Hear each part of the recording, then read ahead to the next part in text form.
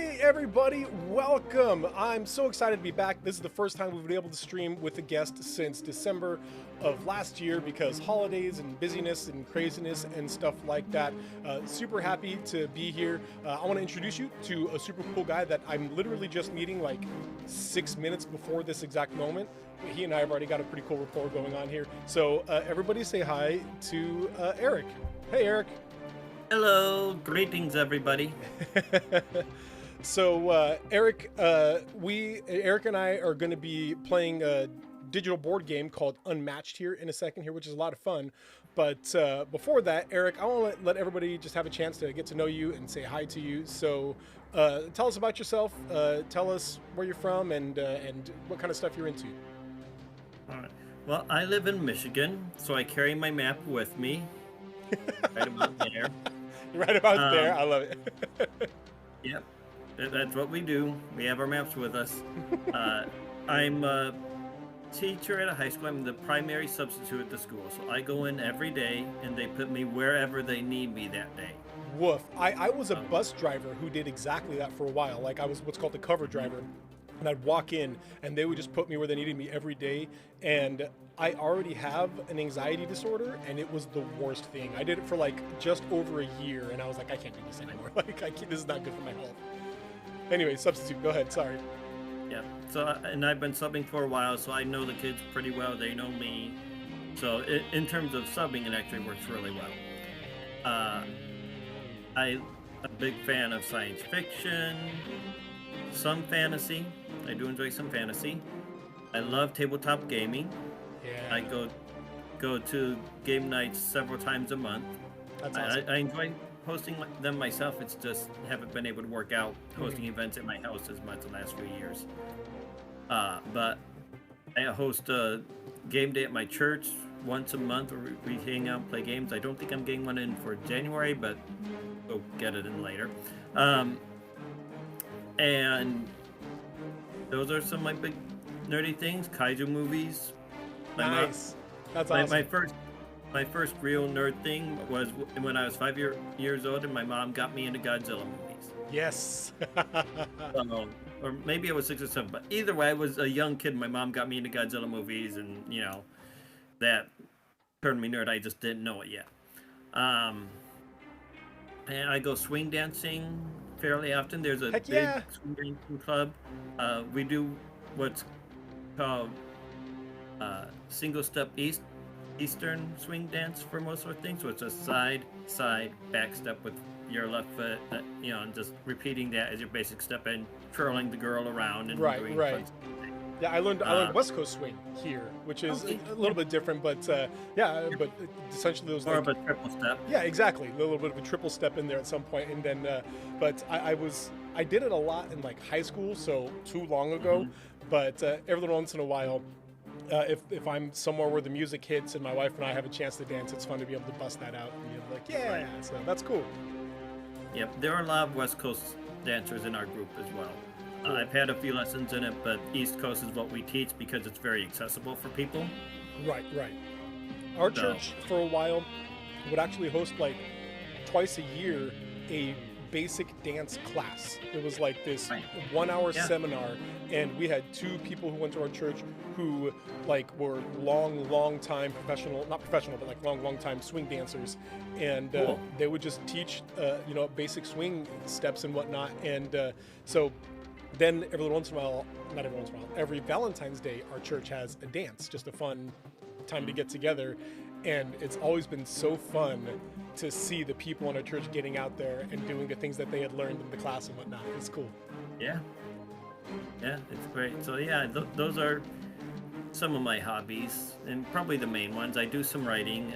I want to talk about your books later, but we'll get to that later. That's a big part of that. So. Well, I got a million more questions for you, and I could even just like talk with you. It sounds like we already got a lot in common, but people are here to see us hang out, but also to watch us play games. So why don't we jump over to Unmatched here, and let's see. So the one thing I didn't do, which was very silly of me, and that I should have done, is did not check out how to connect. So let's go with, I got to I got to put in an email and password, I guess. Don't have an account. See, this is my own Yeah. dumb fault. What have I done here? Okay, hang on. I'm going to come back to this so you guys can't see me registering an account. Yep. We can hear your music pretty loud there, Eric. Do you mind turning that down? Yep, I can. First, I'll just turn down my speakers in general a little bit, Thank you kindly. and then I'll go back into the game and adjust things there just to get that better. All right. Let's see. Not exit. Oh wait, up here. There we go. All right, turn the music off, Nice, nice. and I'll turn the sound effects off. Dang it, what have I done? I brought up a Steam thing, and now I don't see how to bring it back down. See, what have I done? Hey everybody, I'm sorry that I'm bad at this. I was just telling, oh, there we go, just hit escape. I was just telling Eric that we have yet to have a stream in which everything went perfectly fine, and here we are again. Having to frantically remember, oh yeah, we should have figured out how to do this beforehand, huh?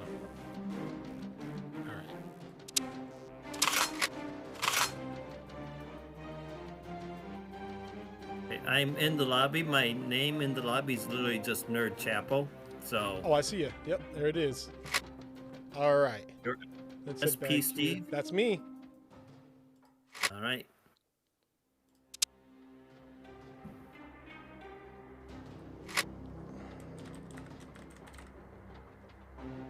Let's see.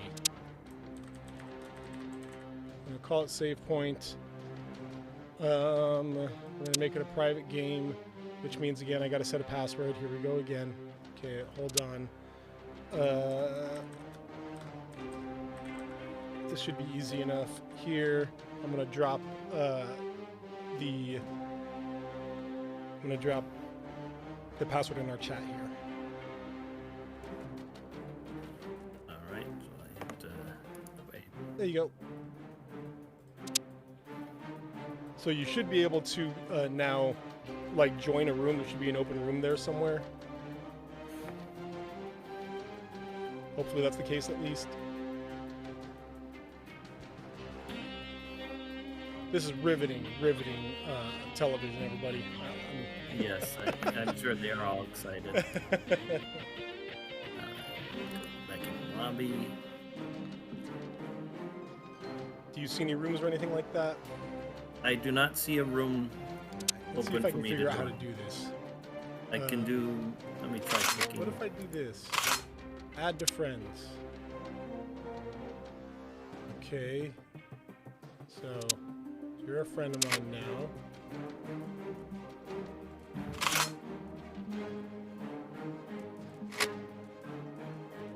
And what if I... Dagnabbit. Someday I'm gonna get this. I'm gonna figure this out here. Okay, again, we're at a point here where I feel like there should be a... Oh, wait, maybe I have to confirm. There we go. And here, I can add you.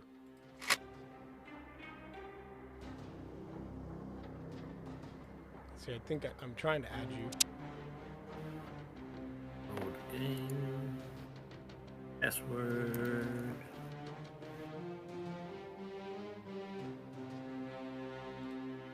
So, I was telling Eric before this, y'all, that I never played this game before. It's kind of a cool strategy card game in which there is a board that your character is moving around, and then you have cards to play, and you're fighting one another with fantasy characters like King Arthur, Alice in Wonderland, Sinbad, and Medusa. And so it keeps bringing me back to join, but when I click on character, select or random. Let's try this. Yeah, why is it just bringing me back to join? That is weird. you should have an invite, maybe? But no, I clicked on the invite. Okay. And when... Man, dang it. This game is still in beta, to be clear, so it might just be that there's some issues. Yeah, I'm not sure. Do you want to try it the other way around? Do you want to try and open a game and I'll see if I can join you? Let's find out. Let's find out. Abandoned. I like how it gives you like cancel or abandoned. It's pretty clear. I just found my room here. I can jump back into my own game.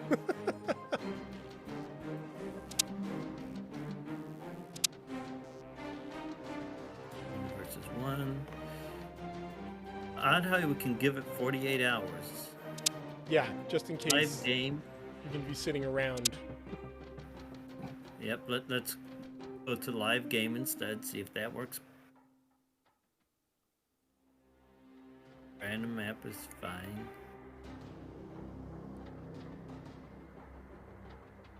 And then once you've created it, there should be like a plus sign next to my name over here that you're able to add me. Okay, it's loading the random. Yeah, I see it right here. Okay, same password?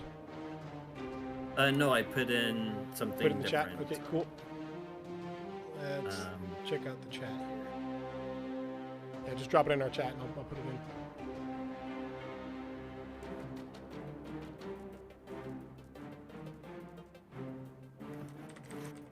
All right. Cool.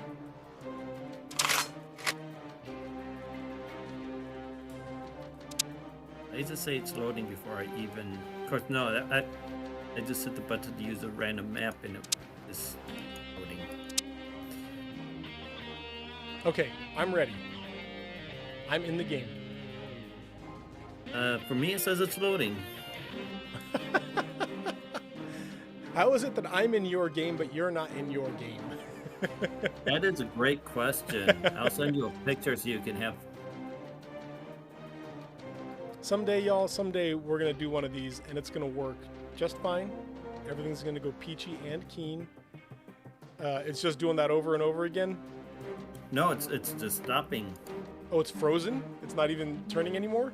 Yeah, I think it's frozen. Yeah, you may have to close the game and then reopen it and then see if you can jump back into this room.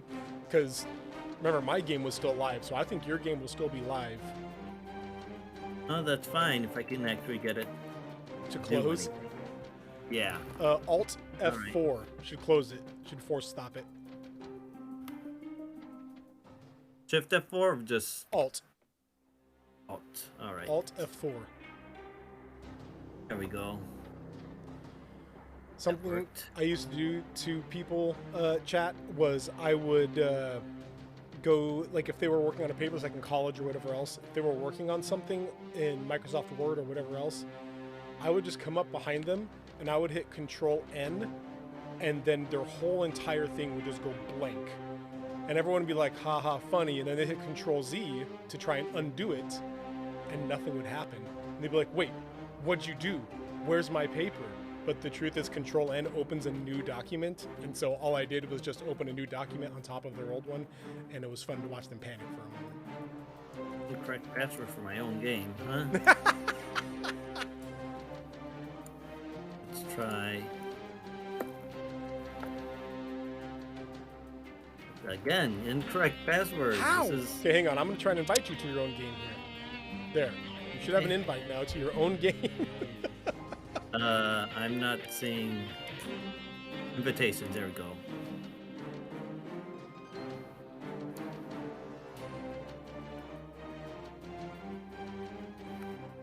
All right. Join.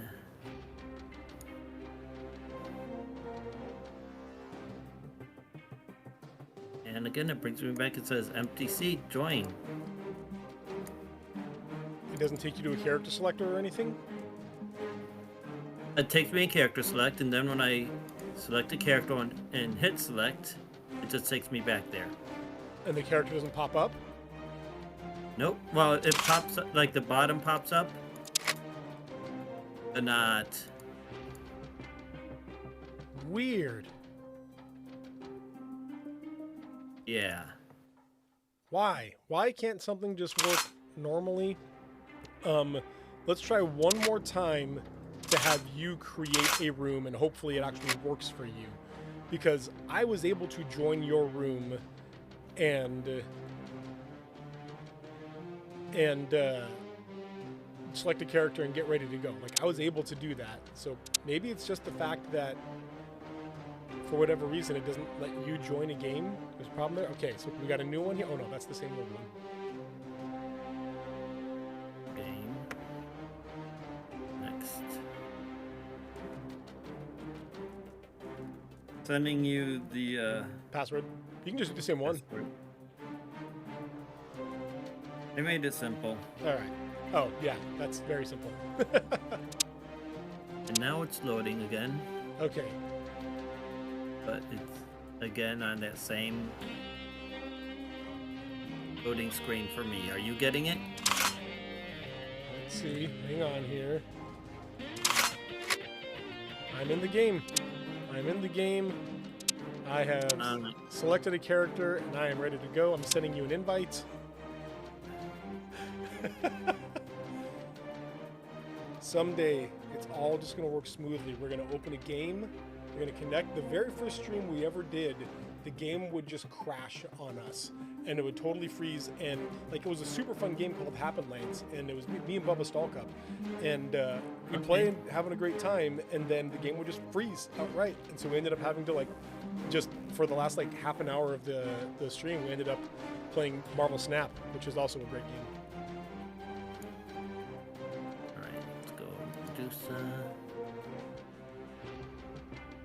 Join.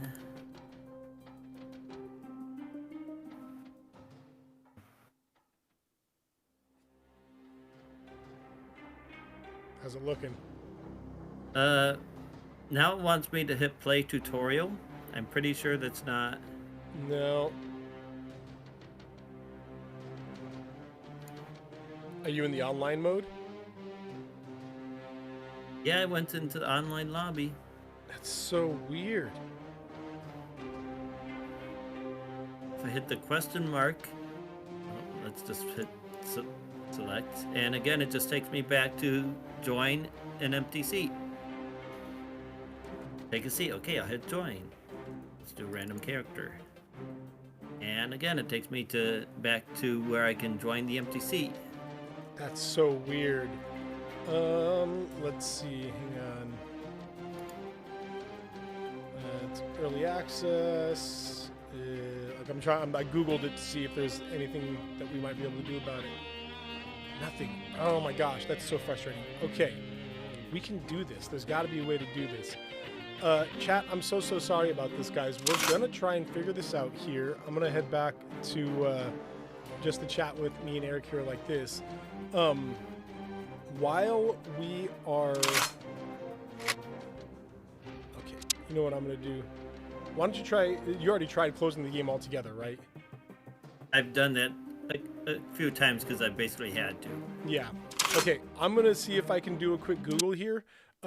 In the meantime, why don't you tell people about Nerd Chapel? What is Nerd Chapel? How did you guys get started? What's going on with Nerd Chapel? Right, so Nerd Chapel is something I started... Nerd Chapel, there's my logo right on my shirt. Nice. Something I started in 2013. I'd been running game days at my house, and before that I had gone on a discipleship training school with Youth with a Mission. Toward the end of the training school, I was praying about what's next, and God said, we have all these hobbies. There's a whole culture around these hobbies. Why aren't you going there? And I said, okay, so I'll start. So at first I just had game nights at my house, and we had some success there. One girl came one time. My cousin was living with us at the time, and she brought one of her friends from college, a couple of them. And one of them was like, something's wrong. There's a spirit right there. There's something right there. And her claiming that gave us an opportunity to talk about God. And I just helped her walk through just a couple of her questions. You know, not anything like big, hey, let's do a big prayer or anything like that. Just let's talk about your questions. And, you know, it still gave her something to know that a Christian was willing to just talk about stuff and not, and actually try to answer her questions. She had, you know, grown up in an atmosphere where it was Christian, but if you tried to question the Bible, you got hit on the wrist with a ruler. So it was nice to give her a more conducive atmosphere for asking questions. And then after a while, God said, I gave you a teaching gift. Why aren't you using it? I'm like, okay, well. So at that time, I said, well, let's just start a blog and do a few YouTube videos. I'm not a video guy. I didn't know what to do, so I got the tech director at my church to help me. And I did like 3 YouTube videos. I just went on the stage. He recorded it with one of the cameras in our sanctuary. Our church back then was already starting to go online and stream our services. And so we had good cameras, and so I put a few nerd things up on the stage behind me and just basically did a nerd-friendly sermon. Not very long, just 20 minutes or so. And I did a few videos like that. And as I started walking around Christian bookstores, I noticed, okay, so there's books over here, devotional books for people who love hunting, devotional books for people who love sports, devotional books for women, and I like to give women's tea groups for some reason. I don't know why. And there's a few different subcultures missing in all of this, one of which is ours. So I started thinking, praying about it, and one of my good friends from college, one of my best friends, was a writing major. I was a Bible major, and we're both nerds.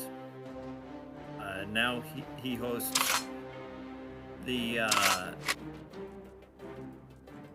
Monster Island Film Vault podcast where he talks about kaiju movies. His name is Nathan Martin. So I called my buddy Nathan up and said, I'm going to write a nerd devotional. I want you to do it with me. He's like, sure. He jumped right on it. And so we started thinking. I started coming up with a plan because I had taken classes on how to teach the Bible and curriculum development, stuff like that in college. So I came up with a plan, and so we figured out the plan for the first book, started writing it, and in 2015 our first book came out. I also started doing game days at my church about once a month. Sometime in 2014 I hosted right around then is when Ebola was extra bad in Africa. Oh yeah. And it's still there, but it was really bad back then. And so the publisher for Pandemic organized pandemic parties where you play the board game Pandemic and everyone donates to funds through Doctors Without Borders. There's a irony there, but that's cool. Good for them. Yeah. So we hosted one of those, and about 8 or 10 people came, and we played several rounds of Pandemic as a way to raise funds and help with that. And started going cons more often than I had been, and especially once our first book came out, I basically would get a table, like an artist alley, where you put artists and authors, and I approach cons as a writer. I don't approach them as an organization. I approach them as a writer. And I say, hey, I'm a Christian who likes a lot of the same hobbies you do, and in these books I write about both a lot of the stories we love and about the Bible. Right. So here's a chance for you to learn about Scripture through some of the stories and hobbies you already enjoy. I love that, man. That's so cool. It's so good. Again, and it's the personal aspect of it. Like, it's not just, a Facebook comment or something like that, but like you're going out there and physically looking at people and talking to them and handing them a book and whatever else. That's super cool. I shot you an invite, by the way. Let's see if this works. I made it not a private game. It's a public game. All right. You hopefully should just be able to join. We're going to see how this goes here. But yeah, I mean, especially talking about how you went into the Christian bookstore and there was no stuff for nerds there. Something that every single one of these streams, the conversation topic has come up inevitably every single time is just the reality that for so long, Christianity has sort of either A, been actively antagonistic against nerd culture. Let me rephrase that. Not Christianity, churches. Christianity's fine with it. Jesus got no problem with nerddom. Churches have been either actively antagonistic toward nerd culture or just kind of ignoring it, hoping it'll be nothing. You know what I mean? And it's sad because there's such a massive, massive amount of people out there that, number one, love Jesus, and number two, love nerd culture, and to be kind of told from the pulpit that that's either evil or that's a waste of time or whatever else, yeah, it doesn't make you really feel welcome in a church. Right. How's it coming? And once again, it keeps putting me back to join an empty seat. Click on Alice, hit select. Join an empty seat. Click on Medusa, hit select. Join an empty seat. That's so weird. Okay, so there's one last thing that we can try here, and it'll take a little bit, and we can just chat while you're doing that. But Right. do you know how to uninstall and reinstall it? Can certainly. So just in your computer, like in the little search area, it would just be add remove programs. You probably could just put an add, and it'll pop up add remove programs. You'll click that, and it give you a big long list of things, and then you can just type in the search unmatched, and then click it, and it'll give you a uninstall, and then install it just like you did with Steam before. So yeah, while you're doing that, let me just say that it's always been interesting to me because I was a nerd before I was a Christian. I became like really got into nerdy stuff back in the 90s with I think probably the big thing for me was the X-Men and Batman the Animated Series cartoons. I loved those cartoons back when I was a kid, and they both got me into the Batman and X-Men comics, which then branched off into the whole Bat family and like all of the X teams in the mutant verse, and which expanded into both all of Marvel and DC Comics. And then, video gaming was a key part of my childhood, and just et cetera, et cetera. Anyway, I still remember going to youth group and having so many people be like, "You play video games? You read comics? What? Like, you watch anime? Wow, what a nerd! Like, what's going on there? That's crazy." And I just, man, I want there to be churches, and that's kind of our goal here, that when you walk in and you say, "Hi, my name's Steve, and I'm actually really into video games," that they say, "Dude, that's awesome. We have a video game tournament coming up." Or, "Dude, you love board games? That's so cool. We have a board game day every month. We'd love to play. We'd love to get you there." Like, I feel like for whatever reason, there's been this mindset that sports are welcome, like crafts are welcome, but nerd culture is not welcome within the church. And it's so weird to see how many churches actually believe that. And what's weird, that I found with like, you'll have churches where you have a lot of nerds in it, Right. and they just don't think to do stuff that relates specifically to nerds. Yeah, and I would say that my church was a place like that until recently. When I was a youth pastor, would regularly have board game days or play video games with the students or things like that. And it was so often that I would tell people that, and their parents, like the parents of the kids, would be like, "Dang, that sounds fun. I want to do that." And even when I worked there, it didn't occur to me, "Oh, maybe we should do that. Maybe we should do that." Like, it wasn't until just like this past year that I'm like, let's do board game days. Let's have a board game day every once in a while. So, yeah, it's crazy. And then I have the benefit of working at an LGS, a local game store, and so I am able to, like, whenever we hold a board game day, I just take a lot of the demo games that we have and bring them in. So we have like this huge selection of games and whatnot. I take my own personal games in for game days, and I have a couple of friends that bring games, and we just, now it's verifying. All right, let's hit play. There it is. Okay, I see that you're logging in here.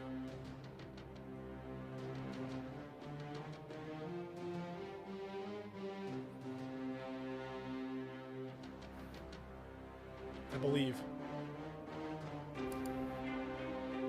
Getting into the lobby.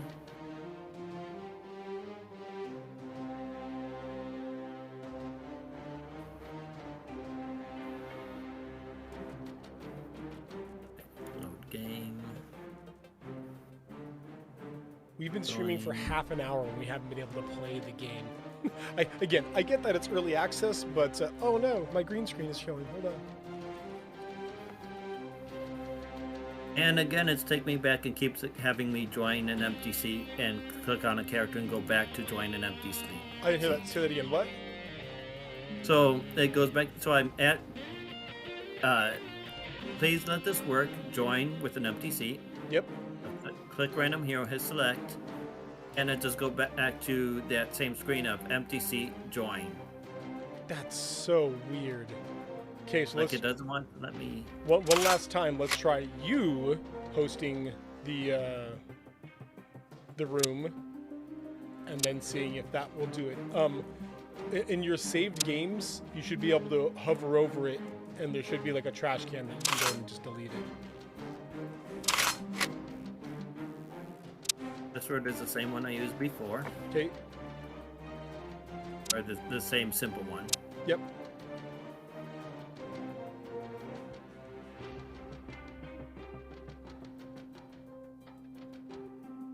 And my screen is once again stuck on loading.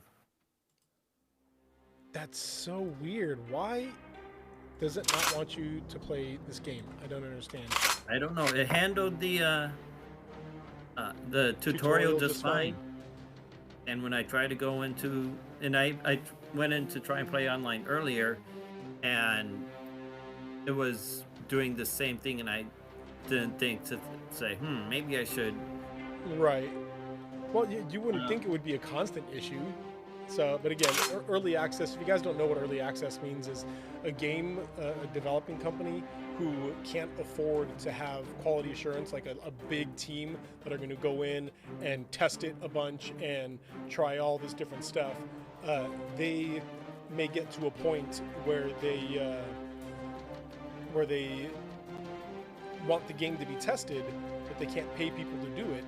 So they just release the game online and say, play all you want, just play, have fun, but it's going to be a little buggy, it's going to be, kind of troublesome. Report the bugs to us. And so we're doing that right now. We're getting some bugs here. We don't know why. Okay, so then, now it's time to see. What I need to do is start having an emergency thing, like, this, like, we weren't able to do this, so let's try something else here. I don't know what that would be, though. I don't have any other games that I could play that might be interesting to watch. Dagnabbit. Right. So I have the game going back in the game. Oh, hey, Matt. Good to see you, man. Glad you're here. Yeah, man, if only we had an IT professional here. No, I think it's just an early access issue. He can't join online games. So either when he creates a room, he tries to join, and it just gets stuck on the loading screen, never does anything else. Or when I host and he joins my room, whenever he chooses a character, it brings him back to the join screen. So he'll hit join, choose a character, and then it just brings it back to where he needs to join again. And so we're kind of either stuck in this loop of it's just not letting him play an online. We've uninstalled and reinstalled. It's weird. No idea what's going on here. Yeah, a dev to fix their game, for real. That would be nice. So, yeah, I wonder what we can do here. I mean, at the end of the day, we could just chat, and that's fine too. But I guess I have Marvel Snap. That's always my kind of fallback on it. Oh, if we can make that work, at least Thanks, be Matt. something. Yeah, you're right. So I'm just gonna open Marvel Chat and Marvel Snap, and we'll head back here, and y'all can watch me play Snap while me and Eric chat for a while. So anyway, Eric, we were talking about Nerd Chapel and how your whole goal was to be able to use like nerddom to bring the gospel to people. How have you found like those two things kind of weaving together? In what ways do you see nerddom and the gospel sort of reflecting on each other? So one of the biggest things I see as someone who takes in a lot of movies, reads books, um, is I see a lot of times where when there are either contrast or similarities between the gospel story or something in scripture, some sort of theme, and the stories we all love. That's why it works for me to write devotionals for nerds, is because I can take a theme or a verse, or I can take a story from the Bible, and I can think of, okay, what have I been watching a reading that connects well with this. Right. And so, in our first book, my co-author Nathan wrote 2 sections on Jesus, one on the humanity of Jesus, one on the divinity of Jesus, and in both of them, his illustration is Superman. So Superman grows up very human, but yet he's an alien. Right. Excuse me. So, doing things like that. Another thing is that nerds are great out-of-the-box thinkers. We really are. And so when we get involved in a community, we can bring a lot to that community. Whether it be through writing skills, whether it be coming up with ideas, simply strategizing, building things. And not all nerds have all of those skill sets. We all have different skill sets within a whole lot, pretty huge range of them. Yeah. When we bring our skill sets to a community, we can do a lot. But that is something that I think is very, very true, just that we have the ability to do a lot of things. Back in the 90s, there was always this running joke of, don't be mean to nerds because they're going to be your boss someday. And now here we are in the 2020s, and we see how true that ended up being. Like, legitimately, the tech industry is like the biggest industry on the planet, and so just seeing how true that was and how capable nerds are in so many different ways. Like, I know very, very few nerds that are just into nerd culture and don't also have some sort of like high ability of something. Right. Yeah. I'm a lighting tech at my church at Alice Rose Wesleyan. So I go and I program lights. I do creative aspects as well as the needed white moments of where do we need the white to be, what do we need people to be able to see at this moment, and then the creative aspects of, okay, the song is getting exciting, what is an appropriate way to show that excitement with lights in this moment. And so I have a lot of fun with that, but it uses my creative skill to bring it to fruition. Well, and there's an art to it. Like, there really is an art to it that a lot of people don't expect or even respect, for that matter, that when they're there and they're worshiping and all of a sudden the music is well blended and swells a little bit and the lights, move in a certain way, it actually is something that is artistic, that somebody is putting their time and heart into. And so, it's underestimated way too often. Yeah. And, some people get concerned, like, well, isn't that just entertainment? Well, did God create all the physics behind lighting systems? Yes. Did God give us the brains we needed to write the programming? Yes. I'm not a computer programmer at all, but I can take a lighting board, especially once I know the board, and I can program different tastes and different things into it that I can grab and bring into my other programming. And lights moving, changing colors. God created the physics of color. He created the physics of movement. He created the physics of patterns. When you put what we call a gobo, which is basically a breakup pattern in a light. He created all of those physics. Right. And what does the Bible say about nature? It's there to worship God. Everything is here to worship God.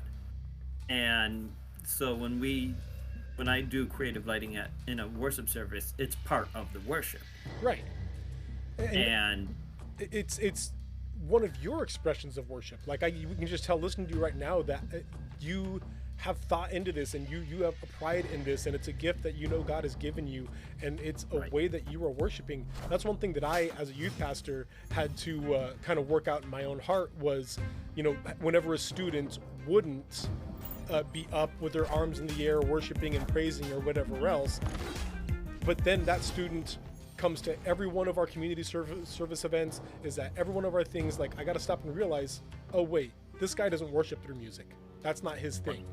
What is his thing is either community or the acts of service or something to that nature.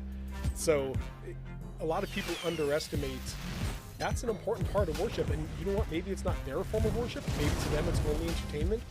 But for other people, it is worship. Like, it's an important aspect of worship. Yeah, and God has given us multiple ways to worship, and so in the worship service, we use a variety of ways. We use lighting, we use music, sound techs mixing the sound well is a form of worship. Absolutely. Someone who is switching the cameras is a form of worship because you are enabling other people to participate. And all skills, God didn't create the physics for cool lighting so that they could be used to worship alcohol and drugs. He created them so they could be used to worship Him. And so every skill can be used. And even if you read Psalm 149 and Psalm 150, the last two Psalms in the book of Psalms, all they really are is just a bunch of lists of different skills that people can use for worship. Yeah, it is exactly that. You could have said Psalm 150 is the best example. You could outright say, isn't that just for a form of entertainment? When he says, worship God, praise the Lord with the lyre, with the harp and the lyre, with the resounding cymbals, with the gongs, and he's listing all of these things over and over again. And you could say, isn't that just a form of entertainment? And the answer is yes, but it's also a form of worship. It can be both. The difference between worship and entertainment is your motivation. That is the difference. Quote. Yeah. You can have someone with just a piano, no big lighting, just a piano, and it can be entertainment, or you can have a huge crowd with loud drums, crazy lights, and so you can see the beams of the lights, and it'll be worship because they are there to worship. They are there to put their minds upon God, to think about His amazingness, versus the guy who's there, well, I'm gonna get lots of attention and plug away on this piano. It's all in your attitude and your motivation. Now, are there some people who work in churches who probably do go and say, hey, I just get to have fun with lights and I'm just doing this cool stuff? Yeah, there probably are some people like that, and we should be honest about the fact that there are some like that. But at the end of the day, if you go in with an attitude of I'm doing this to worship, and especially if you're being aware of there's people in the room, we want to make sure that the lighting effects we choose are appropriate for the moment, that we are building an atmosphere that fits what God is doing in this moment. That's amazing. Absolutely. If you go in there and just, well, you know what, it's a slow song, but I'm just going to put on strobe lights because that's cool. Well, that's not worship. That's just sitting around. But one thing that I think that a lot of Christians in general these days kind of struggle with is gatekeeping what is and is not worship, and saying, that can't be worship, or that you can't be a Christian and do that and whatever else. And while I understand that we should absolutely be keeping one another accountable and hobbies and what is and is not healthy and things like that. Yep.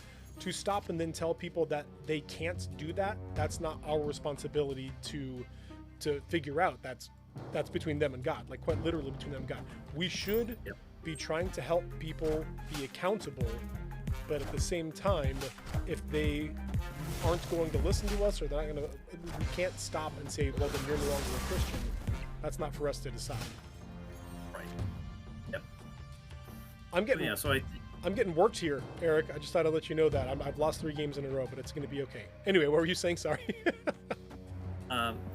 So what can nerds, how do nerdom and Christianity connect, or nerdom and churches connect?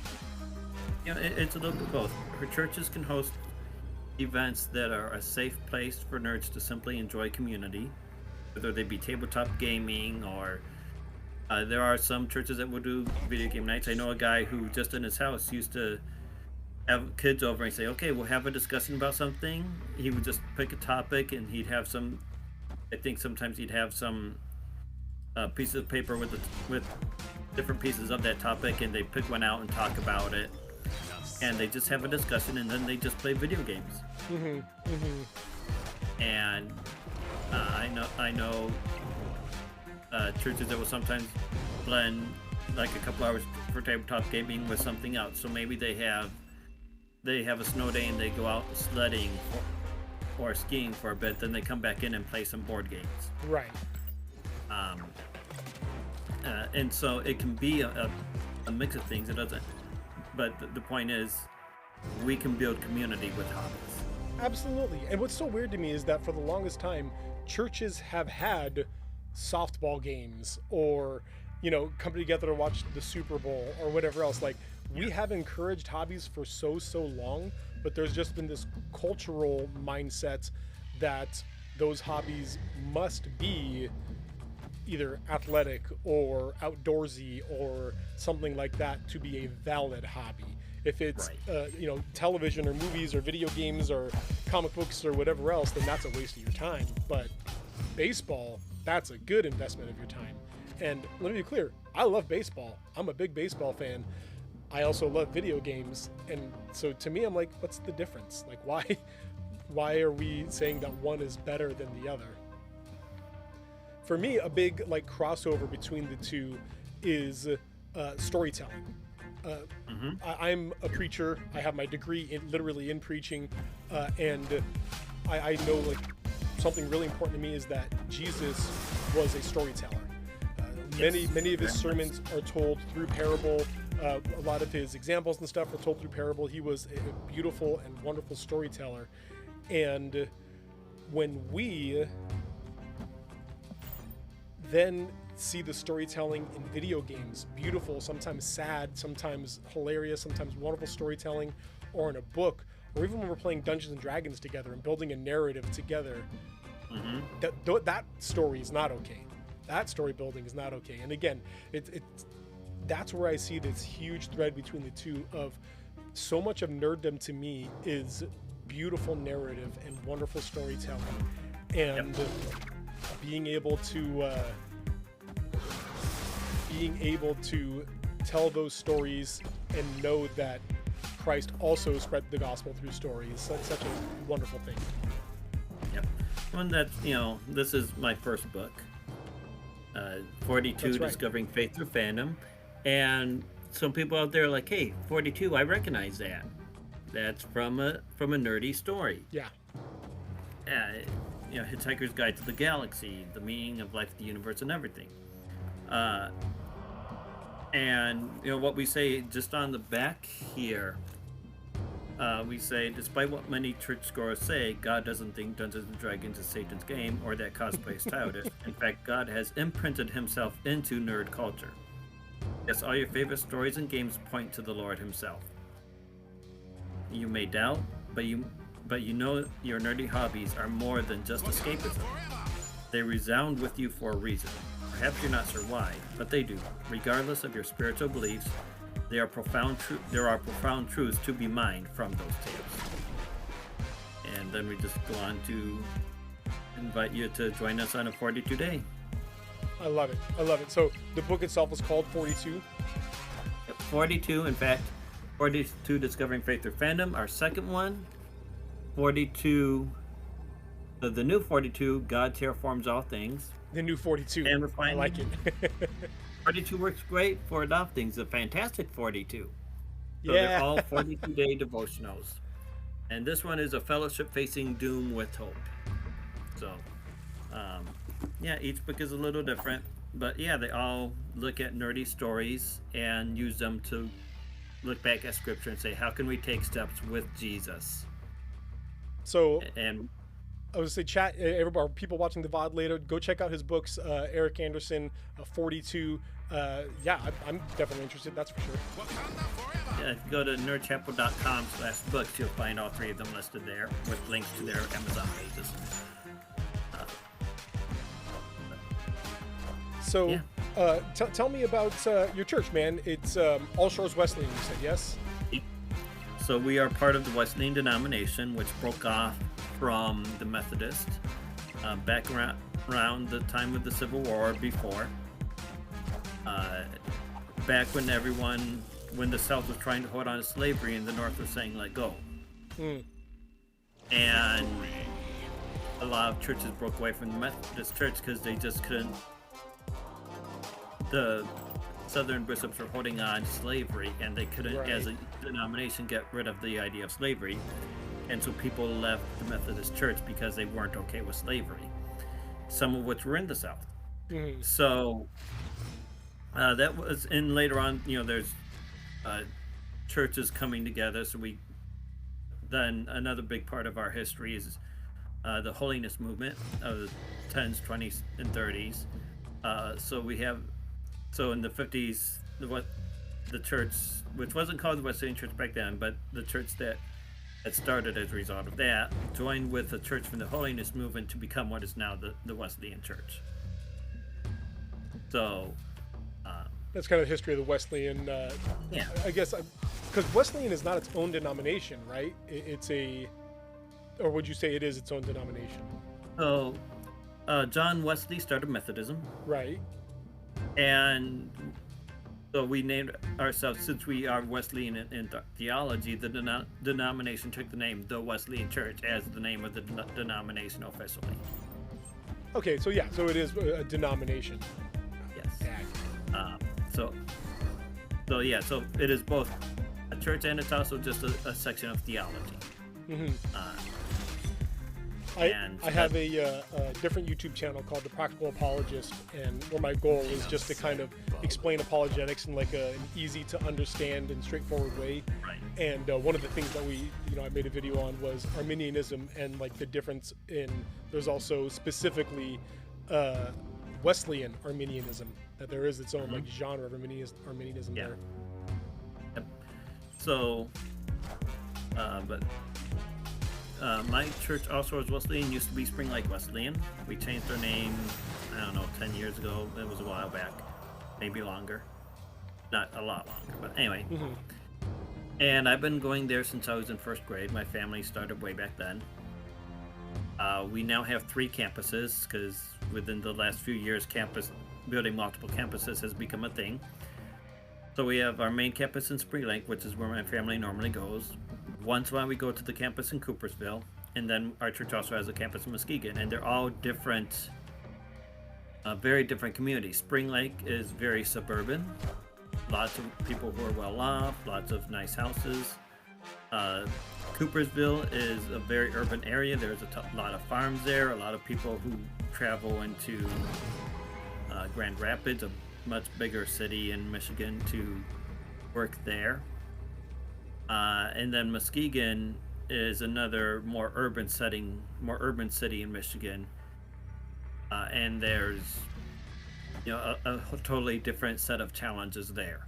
And so each of our campuses has the DNA of our church, just in a different community. That's cool though. I love that.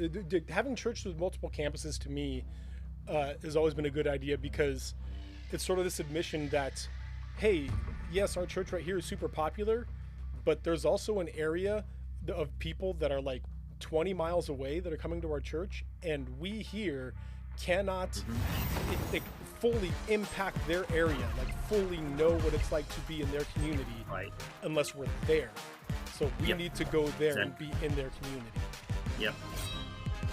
So each campus has a campus pastor devoted to that campus, and they have their own worship teams. The 2 other campuses, on most Sundays, will watch the online sermon.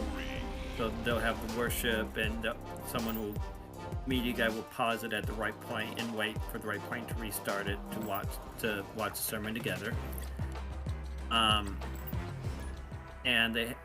But they have their own campus pastor and their own little community on their own. And then sometimes, I think they try once a month to have it to where each campus just has their own campus pastor preaching, so that there's still live preaching on some sort of regular basis. And it's kind of crazy because with a big church, you have a lot of staff with all sorts of different interests and focuses. Mm-hmm. So our lead pastor does a wonderful job with preaching. He's great at preparing sermons. He's very much a sports guy, but he does have some nerdy tendencies. So once or twice a year, he'll put something nerdy into one of his sermons. Nice. My favorite example of that is a few years ago.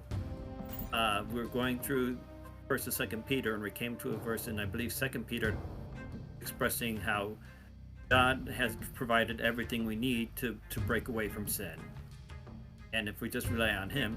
So he started the sermon by referencing the original unaired Star Trek pilot with Captain Pike instead of Captain Kirk, where the team gets trapped by these aliens, but they're not actually trapped. The aliens just make them think there's a wall there when there isn't. And he related that to how we think we are stuck in our sin and we can't get out of it, but God has provided us with the power through the Holy Spirit as part of His redemptive plan. We just have to lean into His power and lean into the Holy Spirit and trust Him. Get out of it. See, that is exactly what I'm talking about, where there's this narrative, this story that's so perfectly parallels the gospel, or at least the gospel message of some sort, but to just right offhand dismiss it because it's nerdy, right. You can only give so many sports metaphors, Yeah. So yeah, I love that your pastor's doing that kind of stuff. Whenever I get the chance to preach, I often tuck in a lot of my own little nerdy tidbits here and there. Yeah, and we our campus pastor for Coopersville loves Marvel. I've seen him in photos of him in a couple of Marvel cosplays. On Halloween, he and his wife did WandaVision, but they took the costumes from the Halloween episode when they wore the classic comic costumes on Halloween, and that's the versions that they did. And he's a big Captain America fan, so he's got the shield and the brown jacket from the first movie, leather jacket, and so we have a few people on our staff that are nerds, not a lot, but a few, and so we have a large option with growth groups, and we do them in semesters, so they run 8 to about 12 weeks at a time, because we figure some people don't want to make a crazy commitment to where this will last forever and ever. Right, they just right. Yeah, we do our small groups the same way. Yeah. So, but they used to do some all church-wide studies, and those were really good. I got a lot out of them. They were very healthy, very good for the church as a whole. But then they decided, you know what, let's just let growth group leaders pick what they want to do, so that they can come together and bring people together that normally might not come together. And so we now have a mix of study groups and affinity groups in our growth group options, where people are sometimes just getting together to ride motorcycles, or getting together to do crafts, and just building community together. And at some point the growth group leader might say, hey, so what's something you've been growing in lately? Or just with easy conversation, try and help people move along. Yeah. And that's awesome. Hopefully by the end of that section, they found some sort of step to move along in. What I've been doing the last few summers is I've just hosting prayer walks in the village that I live near in Fruitport, the same village where the school I work at is. And I haven't had a lot of people really come and join me for the prayer walks, but it's something where if nobody comes, I can still just do it myself. Mm-hmm. And it's nice and warm during the summer, so I walk around the village just praying for different churches and stopping at different points to pray. And there's been times when I did a group one semester where we just watched The Chosen and talked about The Chosen. It's provided some great opportunities to talk. Okay, so how does this connect with Scripture? How did they do showing this piece of Scripture, but also let's talk about these things. We never really talk about the disciple. What do you think of the way they're portraying him, and what can we learn from that? And if we compare the way they're portraying him with Scripture, what do we learn then? So, we do a mix, and I've done a few things with that. It's kind of a weird time right now to get people together for anything. You talk to a lot of churches. Churches are having trouble getting people to join physical in-location growth groups. They're having trouble getting people to volunteer at church functions, like even getting worship teams.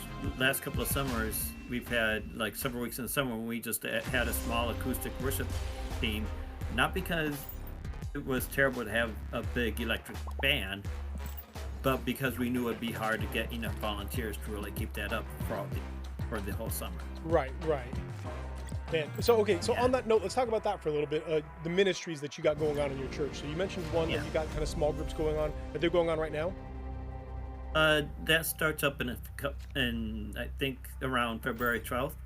All right. So they'll go from like September up to December, and then from February up to May, and then there'll be like a 6-week time.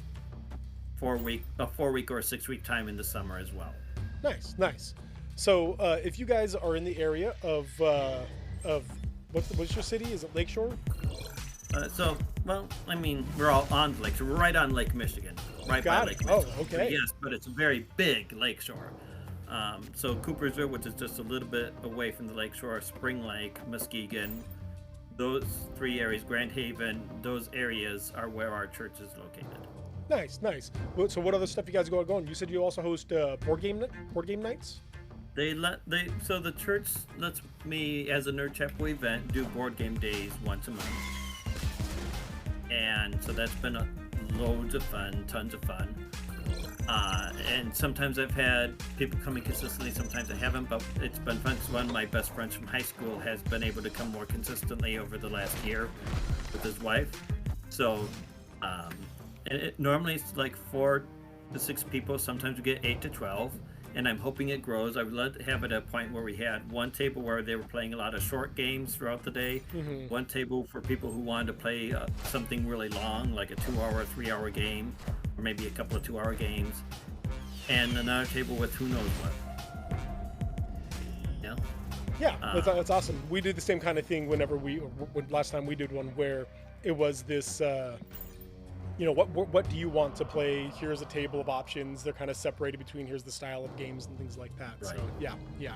Yep. So look, hoping so that I can grow it up to that. Obviously, we have a youth group that meets on Sunday evenings right now. Separately for middle school and high school, they don't meet together. And our Coopersville campus does have a youth group as well. At least they did. We haven't really started a youth group at our Muskegon campus, but our Muskegon campus has something more unique. And this wasn't started by a church. This is another thing. Like, I came to church and said, can I do game nights? And they let me schedule game nights. One person that I grew up with, whose dad is involved in our Spring Lake campus, or in high school, she and I knew each other, so we didn't really work together. She had this amazing idea of what if I got book donations and started a place where people could come and just get books for free to take home with no expectation to return them, like a library. Yeah.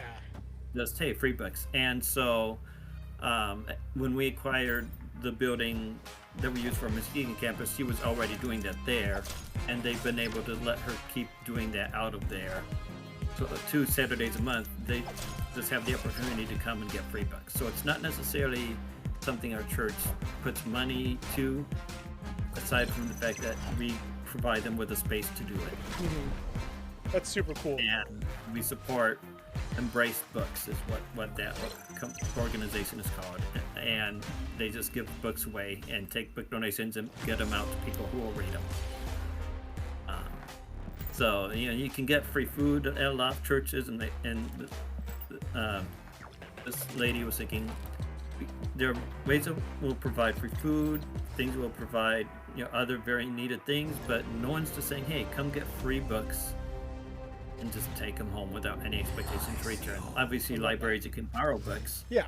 But Here, you just grab books you want and just take them home. There's no limit. You don't have to get a library card. You just come and find books you will enjoy and take them home. And that takes care of entertainment. That helps with learning. Helps for families that are trying to raise their kids and get their kids building healthy reading habits. And it meets so many needs just in that one thing. We also have we work with Love in Action, which has gone, at one time they were Love in the Name of Christ. Now they're called Love in Action. Okay. In providing a food pantry on Monday mornings. So we meet a community need with that. And we try to do quite a few things like that. Once a year, our church will host an evening of foster care so that foster parents can drop off the foster kids and take off and either go on a date or get some errands run. Right. As a way to support foster parents, because no one ever thinks, how do we support foster parents? We've done that a couple of times, the foster parent nights out. Yeah. They're great. They really are. Yep. Man, that's super cool. I love to hear doing things like that. I love to hear it. So that's, again, it's All Shores Wesleyan Church, right? Yep. Allshores.org for the website. And we stream our Spring Lake services every Sunday at 9 o'clock and 11 o'clock. So if you're like, well, I don't live in the area, but I just want to check out a different church online, you can go to allshores.org. That's awesome. Very awesome. Well, man, hey, let's talk about you a little bit more. You said you were a board gamer. You like tabletop gaming quite a bit. What kind of stuff are you into? I like Euros a lot. I like cooperative games a lot. In fact, one thing I want to get back to this year is I used to once a year host a board games day at my house, which was all cooperative games. Nice. So it was all board games where you're working together against the game itself. I do like something like Twilight Imperium once in a while, which is a crazy, 8 to 10 hours. You're there all day long playing a board game. One board game all day long. Right, right. And it's strategic, and it uses your mental abilities. It's fun. You're thinking out the best strategy for the faction you have, and going out and taking over planets. And it's not risk. You're not trying to just conquer. You're trying to come and achieve objectives to get points, and the first person to like 10 points with objectives wins. And it's, again, Twilight Imperium is a classic known for what, 6-7 hour games? Yes. Yeah. At least. Yeah.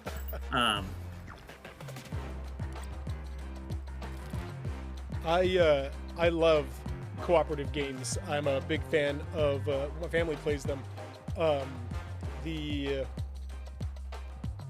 Forbidden games, Forbidden Island, Forbidden Desert. Forbidden Island, Forbidden Desert, and Forbidden Skies. Yep. Yeah. I have Forbidden Island, and it's tons of fun, and I do like it. I've played Forbidden Desert a couple of times, and it was good. I just haven't gotten to the point of owning it. Forbidden Skies I have yet to play, so that's one I really want to play. All of those are created by the same guy who created Pandemic, which I mentioned earlier. Pandemic, of course, was the game that kind of popularized the cooperative game idea. Right. Man. So. Yeah, it's so fun to be able to, especially with kids, sit down, play a game where everybody is involved, but not have winners or losers. Like, I don't mind being a winner or a loser. Like, I don't mind those types of games, but especially being a parent, it's so nice to be able to just be like, nope, it's all going to be fine. We're all in this together. And if we lose, we all lose together. And if we win, we all win together. Like, it's all going to be just fine. Right. Yeah. So, go ahead. Yeah, so cooperative games, once in a while a long game like Twilight Imperium, I get to play it once every 12 to 18 months, so I don't get to play it very often. I play a lot of deck builders. So with deck builders, you're starting out with a small deck of cards, and through the game you're buying more cards and building your deck up. So Lost Ruins of Arnak is amazing. Um, Dominion is kind of the one that got the whole thing started, and they have tons of expansions out, and it's wonderful. I have a friend who organizes Dominion tournaments a couple times a year, and we have tons of fun. I really enjoy Star Realms, which is a kind of. Have you played Star Realms before? I haven't played it yet, but it's one I hear about all the time. It's a deck builder, but it's like a much more boiled down deck builder. So for newer players, like to me, it's a great intro deck building game. It is so simple, but there's so much strategy involved in it as well. And one game can take like 15-20 minutes, and if you buy an expansion, you can get up to 4 people playing. And it's, again, one that my family really enjoys. And for whatever reason, my 10-year-old son just crushes it. Like, he's so good at it. Very good. Yeah, it's fun. Hey, this just occurred to me. If you want to open the stream and just mute it, that way you don't have my voice coming at you 2 times, I could play the AI and you can help me. That would be really good. You can tell me why I'm so bad at this and help me be less bad at it. All right. So let me finish this round here, and then I'm going to open up Unmatched. You guys can actually see Unmatched. I don't know why it took me that long, for that to occur to me. All right, where do I want this? Yeah, right here. If you've never played Marvel Snap, it's kind of like a Magic the Gathering style TCG, but again, really boiled down and simple, where there are 3 locations, and each location, or if you've ever played Smash Up. Have you ever played Smash Up before? Oh yeah, I have Smash Up. It's basically Smash Up, Marvel Smash Up. Like, that's, other than you're not using 2 different decks, you build your decks, but each deck is 12 cards, and then there are 3 locations. Each card does something unique, and you're trying to win 2 of the 3 locations. Okay. Yeah, very similar to Smash Up. Very good game. We're going to see if I can win this round here. Of course he has Ultra. Of course he has Ultra. Everybody always has Ultra. Why would anybody not have Ultra? Well, yeah, I mean, he just wants Ultron to be your best buddy by beating you, that's it. Oh man, this was a rough round for me. Man, I went from like 33 to 39 last night, and I just went from 39 to 35 today. That was rough stuff right there. Okay, let's... yeah. Let's that does sound rough. Yeah, check out Unmatched here. You got the stream open? Yeah, I do. There's a bit of a delay, but you know. Yeah, it won't be an incredibly long delay, and we're just doing the AI stuff. So okay, AI easy. The one that I've found the best luck with so far, that I got the closest with, was Alice. So I'm gonna be Alice. Okay. Who's your hero of choice? From that set, I don't pick into, like, I like too many of the unmatched characters. So I definitely like King Arthur, partly because I just love King Arthur. Yeah, and partly because he just goes at it and beats people. I do appreciate Medusa, because he has a slightly different style, and she can... Off with their heads! What you might not know about this game is that it is based on the original rule set for a game called Star Wars Epic Duels. Oh, interesting. And so some of the things that Medusa can do come from ideas that you would find in the Darth Vader deck of Star Wars Epic Duels. Interesting. Huh. So... Okay, so Alice, I got to put down the Jabberwock, like, suggestions. What is my thought when placing down my sidekick? Sometimes you want your sidekick to block your enemy in some sort of way, so that it's harder for your enemy to get at you. So that's one thing that I've done with when I played Alice a couple of times. It was a lot of hit and run, where I would hit large, and then it would let me move, and I would shape change to small, and that way I would have the defense that they could get to me. And so yeah, having the Jabberwock there to kind of block And then Yes. If he's That is blocking, the right thought process. if he's blocking me, I probably want to start big.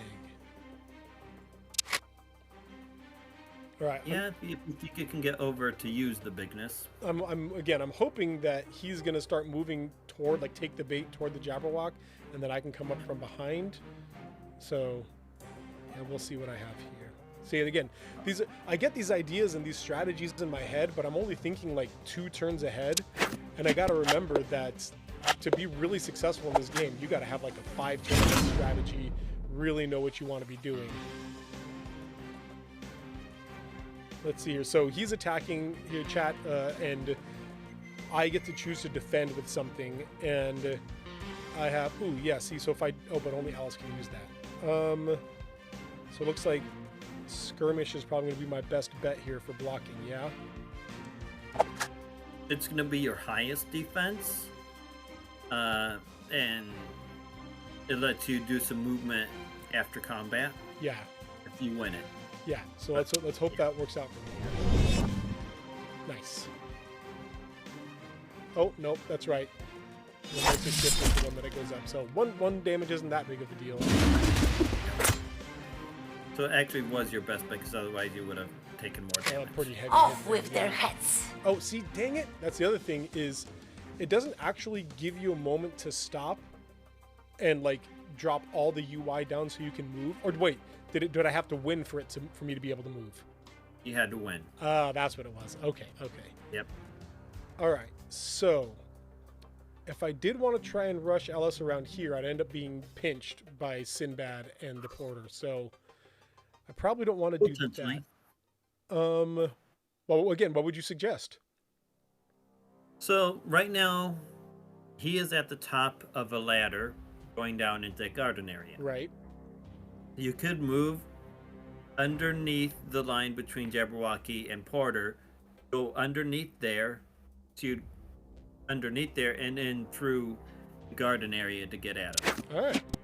So you get 2 actions every turn, chat, and one of them is called maneuver. On the maneuver, you draw a card, and then you can move equal to your movement number, your maneuver number. Mine's 2 right here. And you can do 2 of the same action on your turn.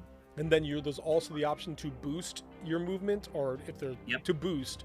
And the boost number is what's on the right-hand side of the card there. You can see it kind of like waving upward like that. So I don't think I want to boost. Yeah, and if you boost, that's all the card does, is it just gives you more movement. So then you're losing whatever abilities the card has. Let's see, Sinbad. Sinbad's, what I found, he is mostly based on maneuvering. Like, because his special is that he can, like, him and his sidekick get extra movement based on the amount of certain types of cards. And so by the end of the game, you're able to move like 6 spaces. It's bonkers. Yep. All right. It kind of builds up to be more and more powerful.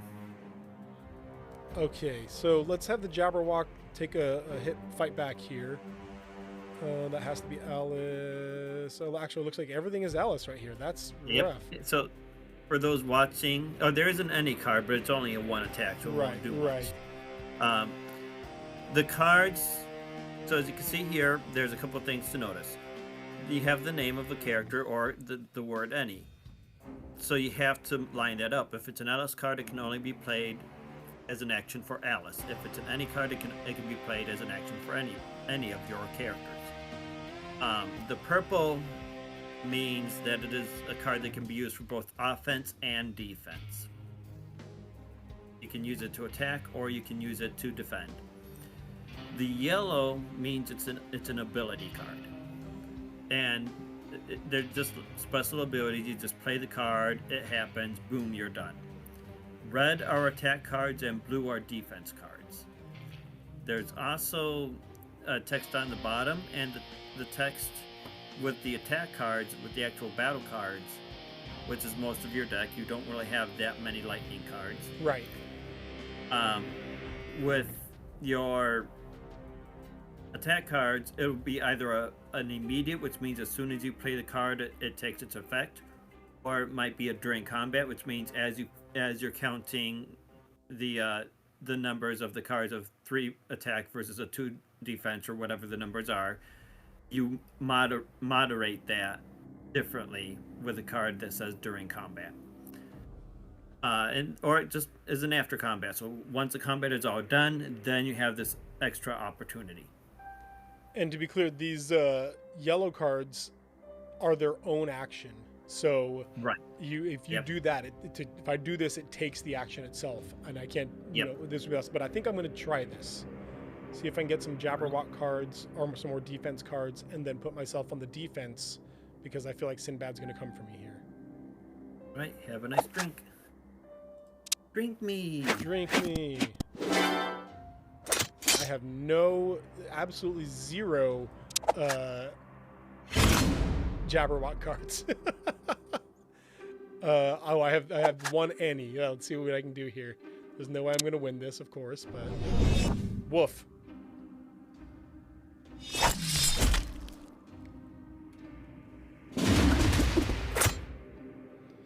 So me and the porter are toe-to-toe over here. Would it behoove me to try and get out of here? It might. You might want. I mean, the Jabberwocky is there to support Alice. Right. The Jabberwocky is not the main focus. So, Jabberwocky may need to. Oh well, walked from there. He died. Yep. He just died. So, but if he had not been there, it would have been much easier for the porter to go right after Alice. Off with their heads. I see what you're saying. So, and in the original Star Wars Epic Duels, you had Luke and Leia together, with Luke being the major and Leia being the minor, not quite as powerful character. And Luke, there were a couple of cards where if Leia was dead, Luke was more powerful. Oh, interesting. But Leia had a couple of fairly useful cards as well, so you had to kind of navigate. Is it worth putting Leia up to get her destroyed so that Luke would be more powerful?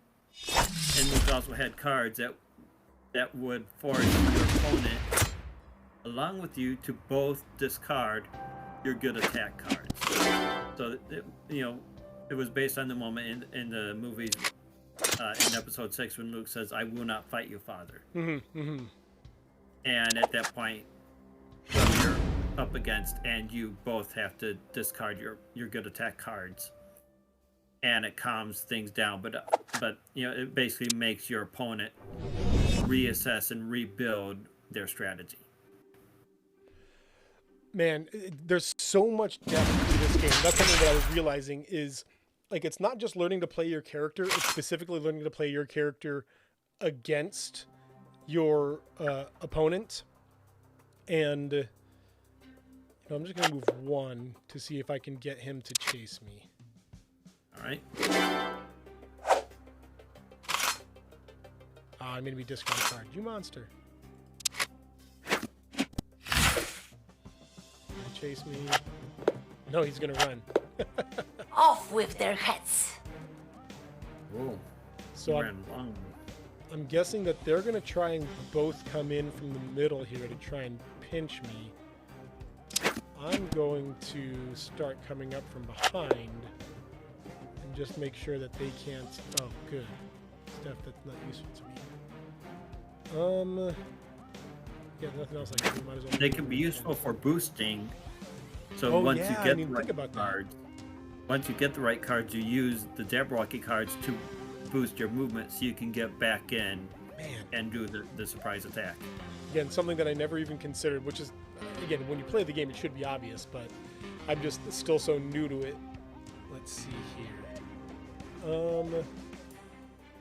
So one thing that I think about a lot is exactly how many spaces away I am from my opponent. Yep. So right now, he's going to be able to catch me with 3. So I'm going to move 1 back. That way he would have to burn a card, boost a card to be able to reach me if he wants to reach me. And that's what you want to do, is you want to get your opponent to waste cards so that you can then come in with your better attack cards and take him down a little bit. Which he just did. Just came okay. only 2 defense, and I would change size afterward. I don't think I want to do that. I think I'm not going to defend here. You have that option. Yeah. Because with him toe-to-toe with me, I don't think I want to change size, because he gets this 1 attack and now it's my turn to hit him. Off with their heads. Yep. Now with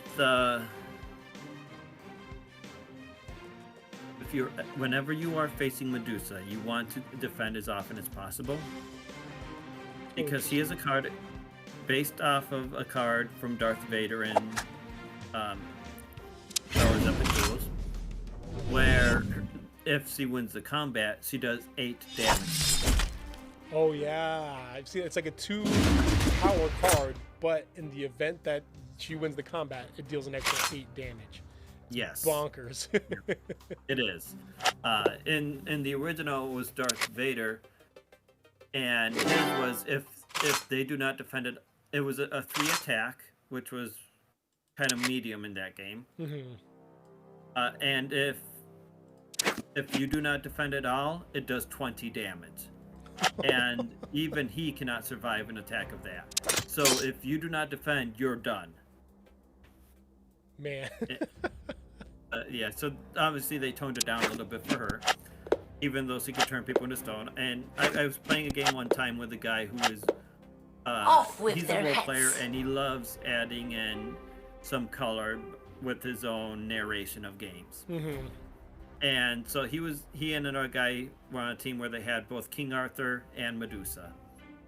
And so he was narrating. He's like, and Medusa turns him to stone, and he's like, and then later on, and a couple minutes later was King Arthur's turn, and King Arthur runs around, and he breaks the new stone statue with his attack, and he just did a lot of fun narration with it. That's cool. That's fun.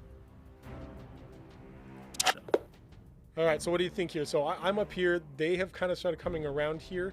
Again, it looks like I'm guessing Sinbad's going to try and come up through here, while the porter's going to try and come up here. You think I should maybe come down here and see if I could head off Sinbad at the pass? I'm trying to stay away from the porter because, in case you didn't realize, chat, killing the sidekick gives you nothing other than the sidekick is gone. The real goal is to kill the hero. Yeah. So with the characters that have multiple sidekicks, you will have to kill some of their sidekicks. In most of those cases, they only have 1 life each. Right. And they oftentimes will have 1 or 2 cards, or will let them bring one of their sidekicks back on the map as well, because they're just generic characters. But yeah, in a situation like this, you don't want to waste your attacks on a sidekick, because once you lose your sidekick, you're still in the game. In order to win, you have to take down the main character. So I'm just still constantly trying to stay away from the porter here. Now let's see. And that's one weakness. He just discarded one of his void cards, I think. And if that's true, the void cards are the ones you don't want him to have in his discard pile, because those are the ones that add up and get more powerful as he plays them. So you already used 1 attack. I'm gonna use I'm late, because then I can change size and hit him back next turn. Yep, there it is. It's gonna be a 4 now, I think. Yeah. Ow.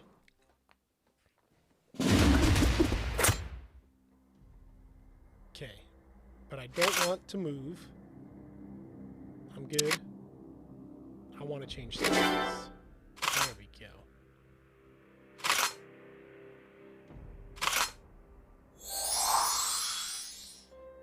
Jeez. Okay. Off with their heads. So now I'm going to try skirmish. Let's see if I can hit him here. Nice. Take that.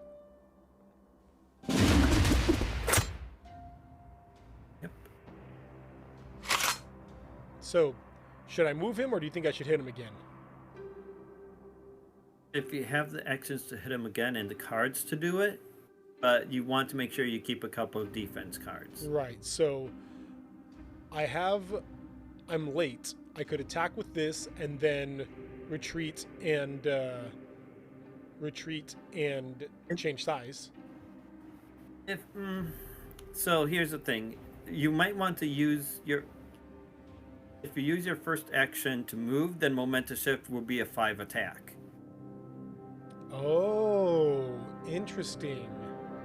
So if you move around him to the other side and attack with momentous shift, then you're taking an action that will both move you and let you draw a card, and then you are able to attack with a 5 instead of a 3. So, how would I get? Because I can move right now. Yeah, you just do a maneuver. Momentous shift. If you started your turn. Oh yeah, on a different spot, then I can just go right there. 5. Yeah, awesome, cool. So I just come around the other side of him here. Yeah, I see, man. Awesome. That's one of the problems with the digital version is I didn't see that these two were connected right here, because Sinbad at that zoomed in range was covering it. Right. So he would have been blocking me, but yeah, I'm glad I saw that now, because now you're right. I can attack with momentous shift right here. Nice. Yeah, that's a big hit. Yes. Yep. Awesome. See, this is why I need you here. Except for I'm worried now that he's going to hit me pretty hard. We'll see. Oh, yeah, because the port is right there. Dang it, I didn't think about that. Yep, and that's one thing is that potentially, but the thing is in this case, if the porter comes on to one side of you, then you do have an escape route. The porter cannot block any of your escape routes in this case. He can only block one escape route. He cannot block all of your escape routes in this case. Gotcha. Yeah, I'm in a good spot. I see that. Okay, yeah, I should definitely defend, yes. Or I have 8 health left and no other attacks. Should I not defend? What do you think?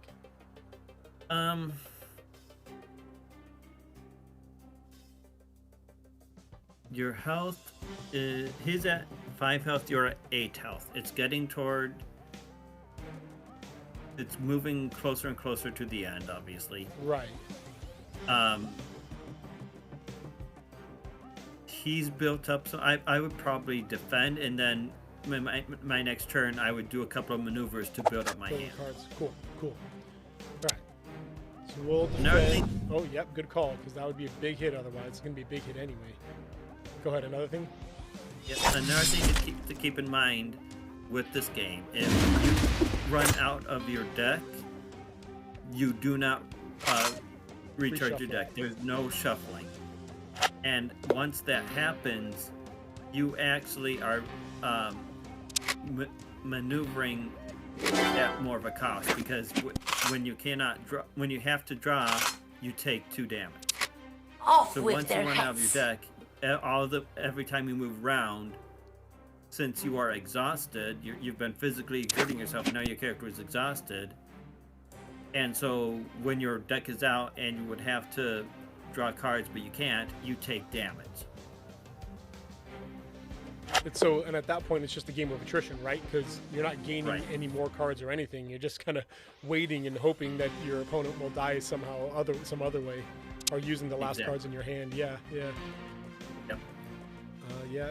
Maneuver twice here. Oh, feint, nice. I think I'm gonna stay where I am. Yeah. Okay. Yeah, and you can also maneuver and just draw a card or not actually move. Yeah. So I think I'm just gonna stay where I am. Yeah. So let's see what they're gonna do here. So that's right, because you can move 6 right now. Bombs. But you may, at least he can't attack you twice. It's only 1 attack this turn. Yeah, but I don't have any attacks right now. That's true. So he just, to a certain degree, he just wasted that card. Yep. Because your feint destroys his abilities. You cancels all of his written effects. Yep, I love it. Off with their heads. Okay, so I need to just maneuver again, right? Just kind of run right now, hoping to get some attack That would cards. be a good idea. Yep. All right, and I'm gonna go ahead and use one of these to boost to get a, because this guy can run. Or Right. He's got a lot of movement. He's got 7 right now. Let's see. Yep. And you've got a hand limit of 7, so that gets a card that you can only use for that at this point in the game. Right. Out of your hand, so you have space for better cards. 3, 4, 5. 1, 2, 3, 4, and he'd be at me. 1, 2, 3, 4.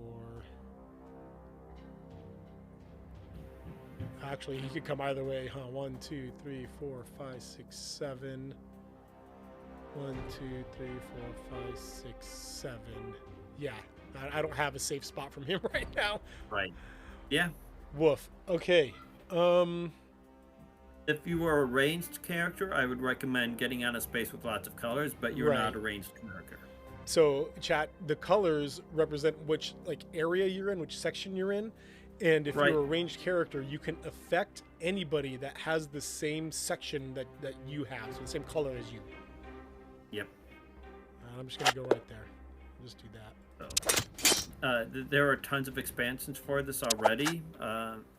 Probably 10 sets at least.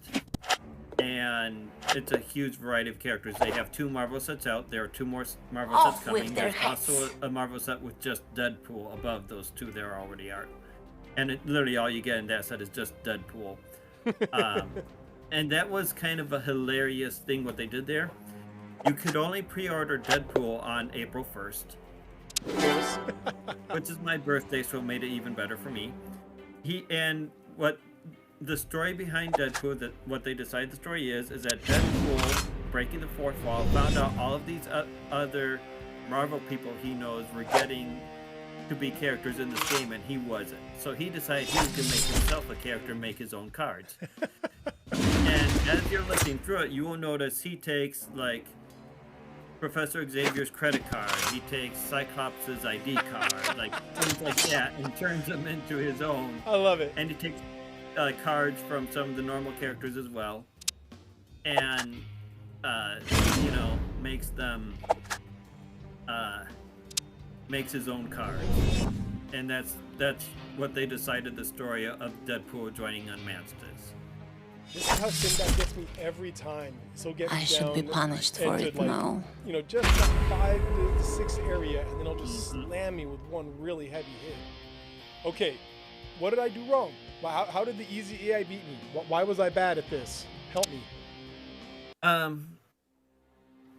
Sometimes it's the luck of the draw, so you didn't have the cards you needed when you needed them.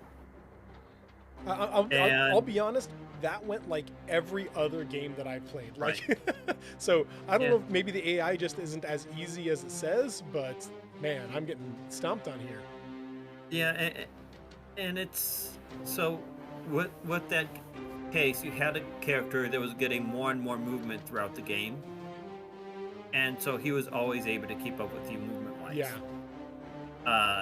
So it almost really didn't matter how much you moved. It was, and normally in this game that does matter, but when you're in a situation like that, you have to. You probably, and I should have just been drawing cards. She doesn't really have a whole lot of cards that let you draw extra cards. Right. And so that put you at a disadvantage as well.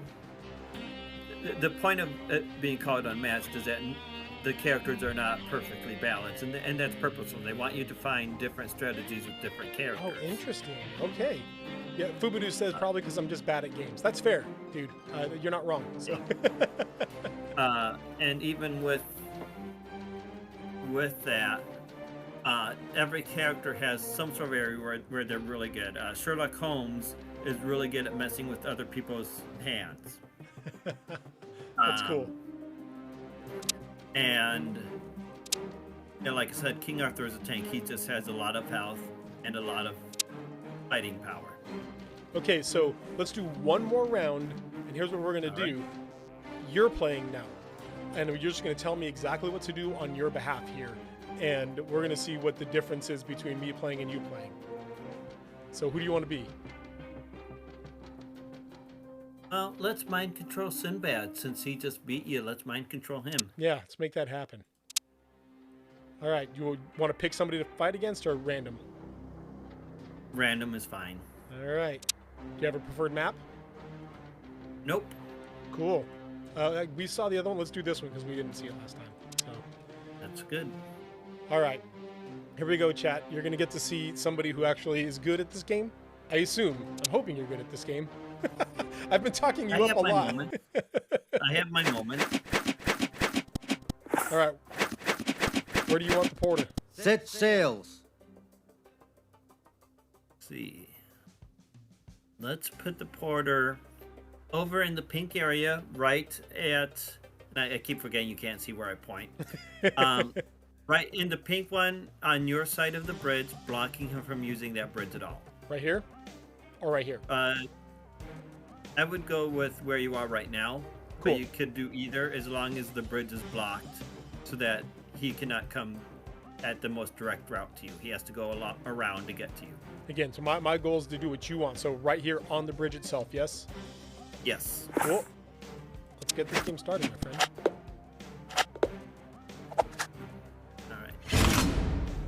All right, for defense, you have regroup and toil and danger.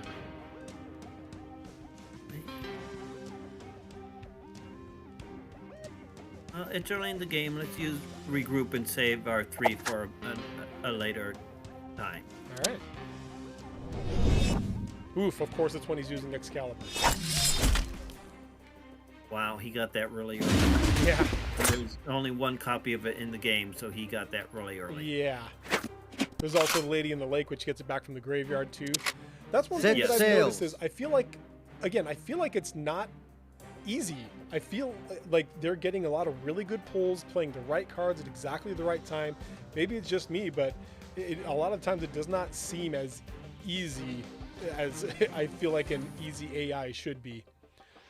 All right, what do you want to do, my friend? Because we haven't built that up yet. Oh, So let's look at the 2 Voids cards and see what the abilities are and see the difference between the abilities on the 2 Voids cards. I don't have those memorized. So what's the bottom? There's you may move Sinbad up to 2 spaces, and your opponent discards 1 random card. All right. And then here's the Porter's attack, which is after combat, draw 2 cards. Yep. Then we have Toil and Danger, move Sinbad for 3 spaces, and Momentous Shift. You know Momentous Shift. Yep. So do you want to maneuver first, attack? What do you want to do, my friend? Let's move first. Let's move up toward the brown. So put us. Yes, right there. Yep. Cool. Move 2 over. And then, do you want to move the Porter at all? Let's leave him there to make sure they can't come up on your rear end, on our 6. Cool. All right. And now, The port. So now, the porter can attack. with assuming Fortune and Fate, yes, or yeah. Yes. Okay. Yep. We use the porter card to attack him. So yeah, Fortune and Fate works, and that would then. Woof. I was looking forward to He this did card. just 2 cards because he played a feint, Yeah. but you did the damage to him. So That's one thing that I liked about playing Sinbad is the amount of card draw that was in it.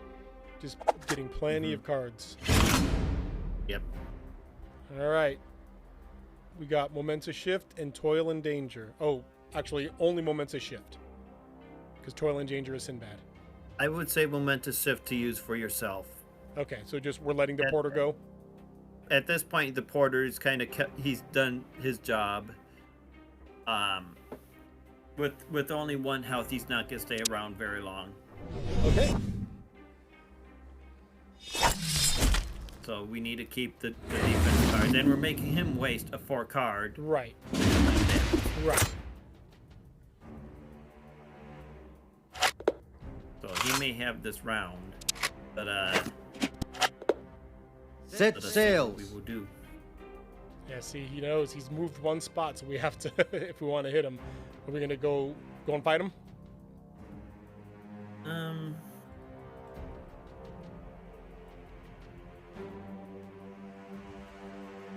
Let's go and hit him with one of our voyage cards, so we can start those building up. All right. So let's move. And then we have your opponent discards a random card, and you move Sinbad up to 2 spaces. Let's do that. All right.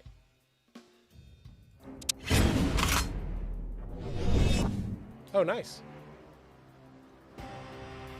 Fully expected this one to be moving and getting him to use one of his defense cards. Too. Yep. So we get, a minor card that isn't very good out of the way, but All right. Where do you want to go, or do you want to stay here?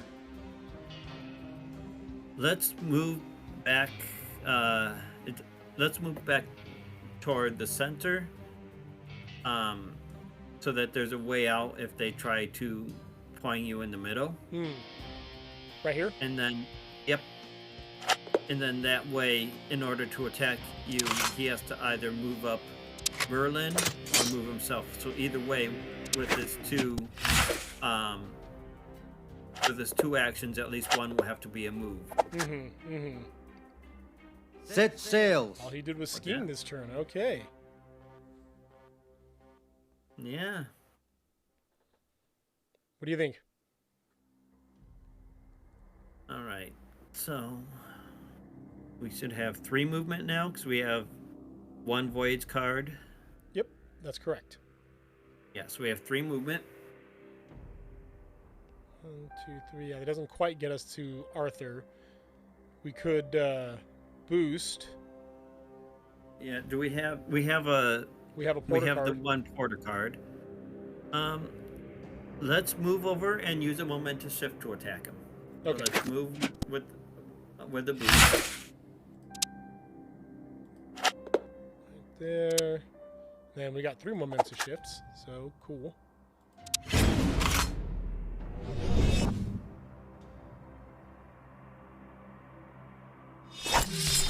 Nice. He did not block. Yeah. Interesting. I wonder if that means he doesn't have any blocks right now. That is very possible. Yeah. So my concern now is Merlin is... Lady of the Lake, so he's getting his power card back. Oof. All right. So you're gonna want to, at this point, since Momentous Shift is based on the current turn, all of these cards are going to be a 3. So let's use Toil and Danger That way we can... and save the Momentous Shift ability. And that way we can back away so he doesn't get too Right. much. Yeah. Yep. Yeah. Woof. Look at that. Oofa doofa. Yep. The computer doesn't know to get it and save it for later. So the computer doesn't know to fake us out. Okay. What do you think? Red, multicolor. Where do you want to go? Let's go back toward multicolor. Right here? Yep. Up toward the multicolor. That's good. Because that way, if they try to pinch you, there's still a way Set out. sails. Cool. And I don't know if they can, but I see what you're saying, though. Yeah. All right. Another momentous shift. Or a voyage. you could move back in and hit him with the momentous. If the other voyage makes him discard a card. It'd be a 3 attack. And does he have 2 cards there? Does it look like 3. 2 or 3? So the cool thing about this is you can just do this. He has 3 Yeah. cards in his hand, 8 cards in his discard pile, and 19 more cards in his deck list. And you can even see what he has left in his deck. So, yeah. Yep. So let's move up.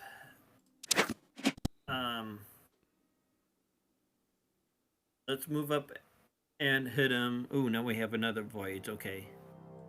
So we took deal damage to the opposing fighter.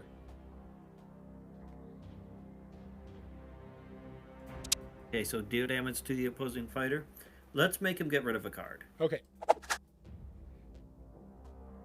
Assuming, of course, that That we actually do any damage, yeah. yeah, that doesn't have a feint. Here we go. Yep. Alright. Nice.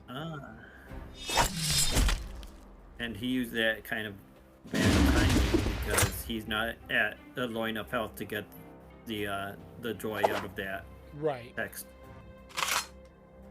Yeah, so it was really kind of a throwaway for him, unfortunately. Yeah. Okay.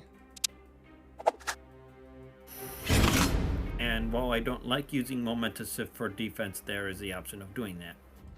Should we do it or no? So our health right now is 9.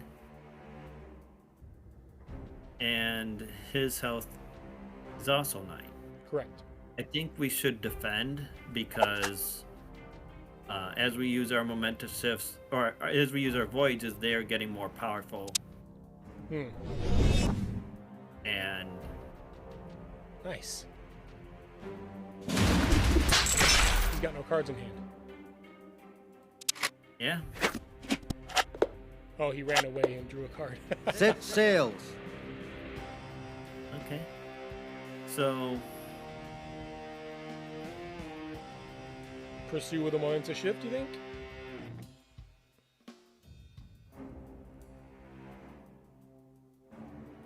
we will gain a card by using the Maneuver. action. Yep.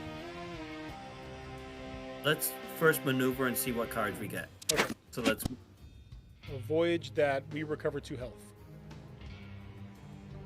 All right. So let's move up right to him, All right. and we'll use that one to recover health. Okay.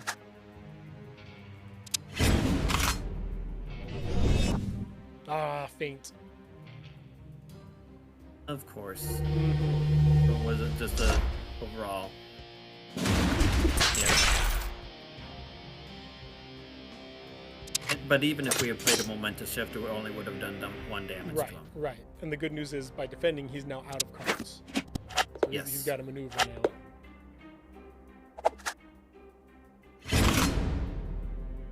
And if he's attacking, so that means after this he won't have a card left. Right.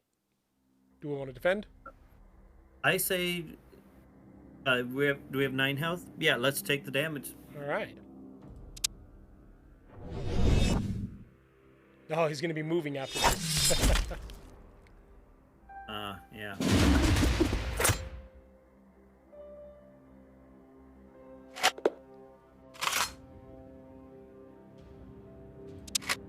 Set sails. All right. Moving up and hitting him. Are we chasing him down?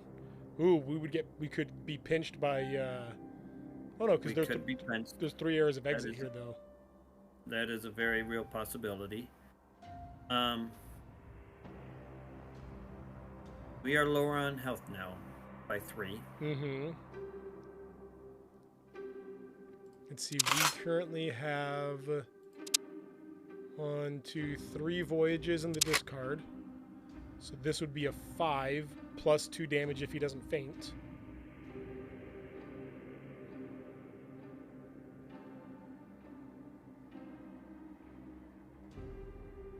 Let's do 2 maneuvers and build up our hand. Okay. So we don't have to move a crazy far away with either of them. Just How about here? I can't see where. Oh, yeah, we can move there for the first one.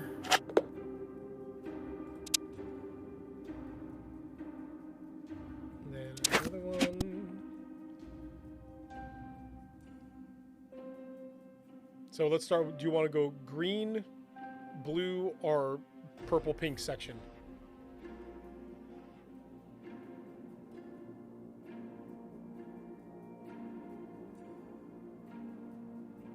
Let's just stay where we are and let him Alright. come to us. We've got Trial in danger. He's on the run. The good news is we have Set 5 moves. sails. 1, 2, 3, 4. We can run them down. Oh, but if we do, we are in Merlin's section. Right. That's true. Does our void card? Which power does the void card have? Deal 2 damage to the opposing fighter. Okay, that's right. Which I should have been able to remember, but you know, I'm only 40. Let's first we will do a maneuver. So let's hit the maneuver button and see what we get for a card. Leap away. Ah. Yeah. So after combat, we can move any fighter up to 4 spaces, including his. Yes. Let's move up to him and hit him with our void card. All right.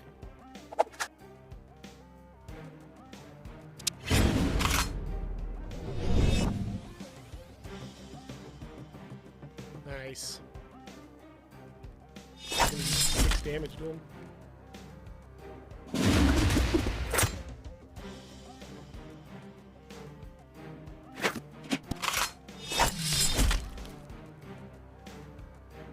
Awesome. All right, let's see what he does. Okay. Toil and danger, leap away, momentous shift. And he's boosting it. He's using all of his cards right now. Then we should use leap away and have our more defense.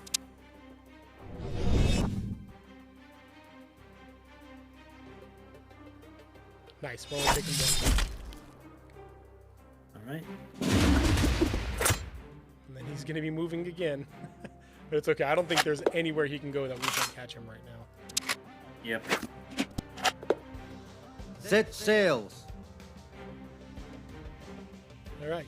Maneuver up to him in the red, I'm guessing, so that way we're not in Merlin's section. Correct. Yep.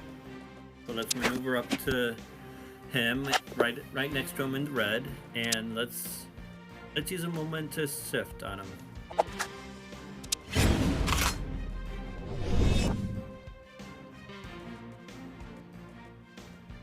Oh, he's got no defense.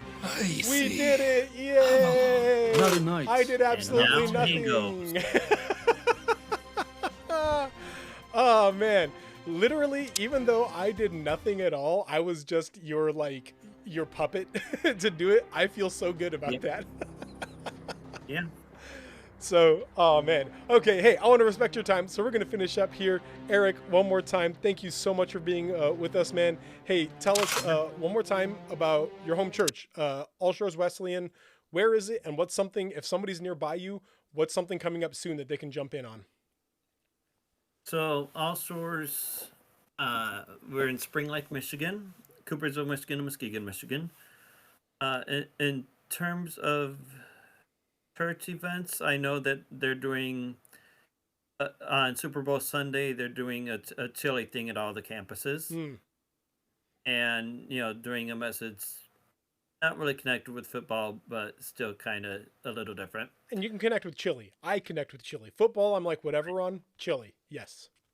Yeah. So there'll be free food that morning. So if you come to All Shores that morning, you get free food. With Nerd Chapel on February 4th, I have a table at a small one-day show called Byron Center Comic-Con at the Rec Center in Byron Center, Michigan. And I've got a couple of more one-day shows coming up over the next couple of months in Muskegon and Holland. Awesome. So, if you are near any of those All Shores campuses, go check it out. Go get yourself some chili. And if you're near that, it's a con, you said? Yeah, Byron Center Comic-Con on February Comic-Con, 4th yeah. in Byron Center, Michigan. All right. If you're near Byron Center, go check out Nerd Chapel, guys. And overall, honestly and truly, just go check out Nerd Chapel. I was browsing it, after Eric and I were talking, and he's a good writer. He's just a quality writer. And so he's got a lot of good stuff on there. So it's nerdchapel.com or .co. What was it? Nerdchapel.com. You can also find Nerd Chapel on Instagram and Facebook.